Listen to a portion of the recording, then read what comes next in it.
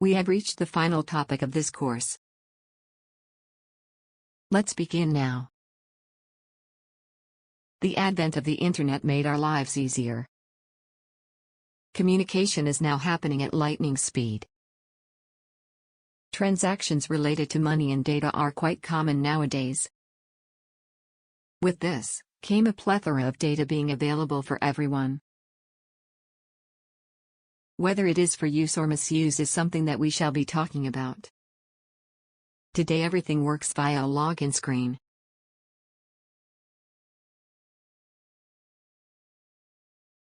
One should take great care of their online data than anything else. With the proliferation of social media websites, a large number of web hacks have also come in limelight. Along with these, the internet banking and online shopping provides their own issues. Let's begin with our first web hack.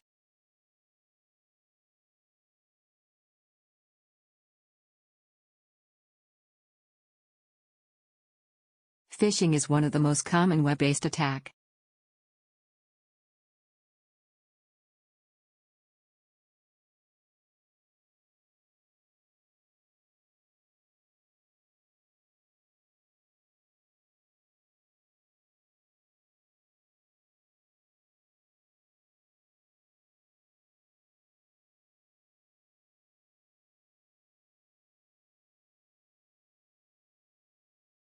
It happens at the client side and hence the person solely responsible is the innocent victim himself/herself.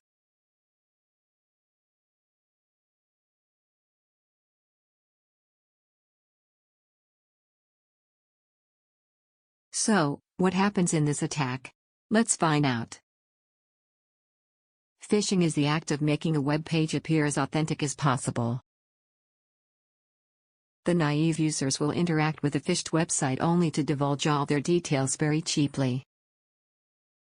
Often people have zero idea of interacting with such a malicious application. This is because a phished website is nothing but an exact replica of the actual website. So how does this actually work? Let's have a closer look. Let's assume your Gmail login page has to be phished. The attacker will initially save the entire HTML page of Gmail login screen. This can be easily done by just right-click plus save the page. Now, the attacker who is having its own server would host this login screen page. He would generate a link to this page and send it to the victim. Making the victim open this phished page can be a task. To achieve this, the attacker can use many things that we have discussed till now. He can send the phished link via email such that it looks like it has originated from Gmail itself. Here comes the disguising power of an attacker in play. Now, once the target opens up this link, he would be viewing the phished Gmail login page. Since this page looks exactly the same as actual Gmail page, the target is bound to type his credentials and hit enter. The most important bit of a phishing attack happens now. Talking a little off topic, whenever we are interacting with actual Gmail login page, our creds go to Gmail server which are authenticated and hence we get access. But with a phished website, there won't be any such connection. In order to make this work, an attacker uses a small script which runs on a phished website as soon as the target hits enter. The task of this script is simple. Firstly, it will note down the username and password entered and store it on the attacker's server. Secondly, it shall redirect the target to the authentic website. This way, the target is persuaded to believe that a simple page refresh happened and hence I have to provide my creds again. Now, the target is simply interacting with the actual Gmail website and hence things are bound to go smoothly. Whereas, the attacker now holds the valid credentials of the target. Clever and simple. You may be wondering how can you save yourself from such an attack? The thumb rule of this is to not open links from unidentified sources. Since we have two thumbs, another rule is to always look at the URL that you're accessing. A phished Gmail login page and actual Gmail login page would certainly have differences in their URLs. Phishing is a client-side attack. The data being compromised is of a user who is the client in a client-server architecture. But there are many other attacks that can happen server-side as well. Let's look at one. A server-side attack is where the sender of information is compromised. In every case, it is the server.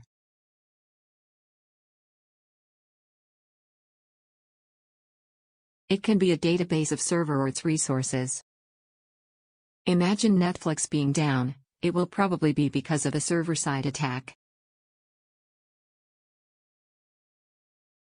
We would be looking at an attack called SQL injection. It is a bit technical in nature and hence I will try to make you understand it as much as possible. For this you should have working knowledge of SQL. Before diving deep into this attack, let's first see a hypothetical case. This is required to understand what an attacker gains out of SQL injection. We will take an example of a shopping website. Every such website boasts of a search button. This can be used for searching for your products, which generates a list of stock availability. The attacker uses this as a medium to gain more information in the list with respect to the website. All products the website holds. Usernames and passwords. Credit card information. In simple terms, the attacker has access to the server's database. If adequate rights are available, the attacker can even delete the whole database. But this attack requires a lot of trial and error before anything valuable comes out of it. So how does this attack happen? An attacker embeds an SQL query in the search box rather than using it for actual product search. In order to search the database for the required information, trial and error is required. Initially, the attacker needs to look if an SQL injection is even possible. Secured servers always clean up the query terms that are entered in the search field.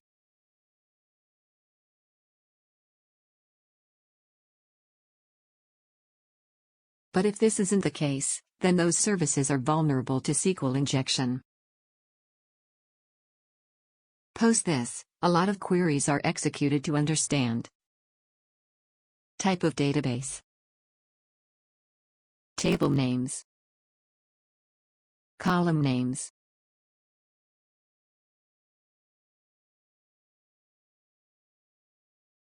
Only after this, the attacker can extract any valuable information from the server. A simple example with respect to our shopping website example could be as: imagine putting this query, shirts, inside the search box. This simple query on the server gets converted to something like this.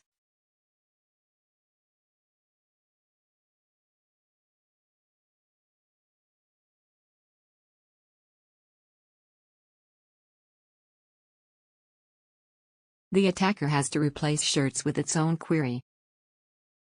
But before that it should also know the required column underscore names and table underscore names.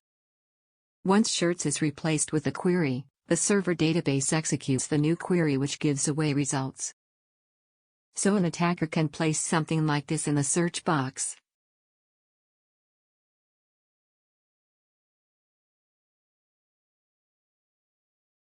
This should provide a result of all user IDs and their respective passwords. In the next topic, we will be seeing nothing as this was our last topic.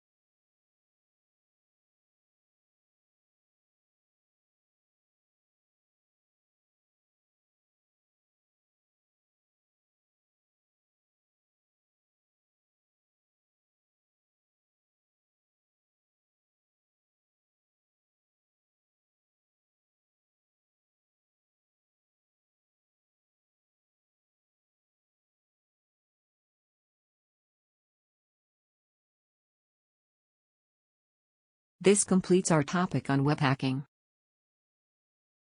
There are tons of attacks available for you to learn about. This is just the tip of an iceberg. With this, we have completed the entire basics hacking course. As mentioned before, this course was designed to just give you a start. A lot more reading is required for anyone to start their actual journey of ethical hacking. That is all.